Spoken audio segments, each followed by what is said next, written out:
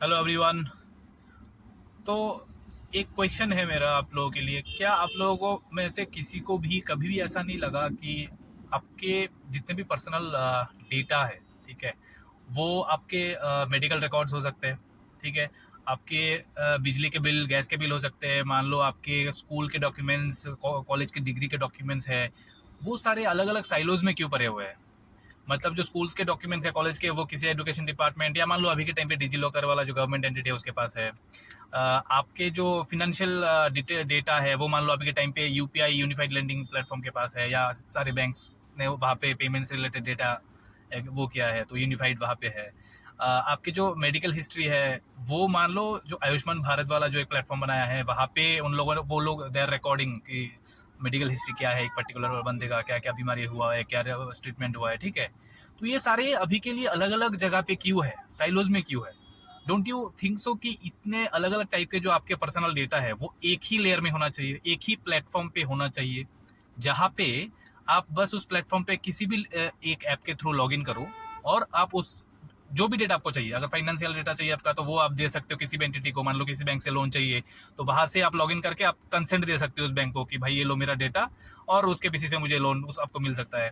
आपको मान लो medical history, किसी डॉक्टर के पास आप गए, वहां पे आप जाके मेडिकल चाहिए तो उसी प्लेटफॉर्म से आप मेडिकल जो डेटा है आपका हिस्ट्री है वो दे सकते हो उस डॉक्टर को एक्सेस पर्टिकुलर एक टाइम के लिए, कंसेंट दे सकते हो।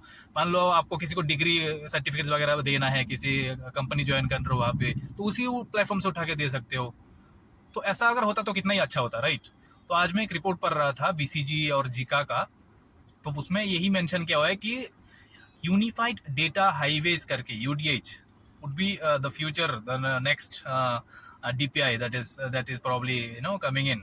तो वो फ्यूचर में होगा। तो उससे इसको सरल भाषा में, मतलब नॉर्मल टर्म्स में अगर समझे तो क्या है, मान लीजिए एक हाईवे है और हाईवे के साइड में आसपास में बहुत सारे छोटे छोटे सिटीज है, शहर, बट वो जो सिटीज है वो रोड्स से कनेक्टेड नहीं है, वो हाईवे से, समझ रहे हो?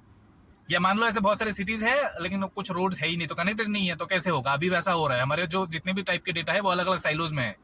अभी आप क्या करो, छोटे छोटे रोड्स बनाओ और एक बीच में बड़ा हाईवे, उस हाईवे से कनेक्ट कर दो उन सिटीज को। तो वो क्या करेंगे, उस सिटीज में जो लोग हैं वो सारे इंटरेक्शन कर पाएंगे एक दूसरे के साथ बेसिकली। और उन सिटीज को आप डेटा के साथ कंपेयर करो, अलग अलग टाइप के डेटा, तो आपके जो भी जितने टाइप के डेटा है ना वो सारे उस हाईवे में आ जाएंगे, एक्सेस हो जाएंगे। और हाईवे मतलब वो प्लेटफॉर्म, वहां से यूनिफाइड प्लेटफॉर्म, वहां से उठा के आप किसी कहीं पे भी दे सकते हो, कहीं पे भी किसी भी एंटिटी को दे सकते हो, ठीक है, कंसेंट के साथ। तो this is something very interesting, और ये इसके ऊपर मैं I probably try to make a longer video as well, detail में जाके हम समझेंगे कि क्या निटिग्रिटीज रहेंगे इसके, ठीक है।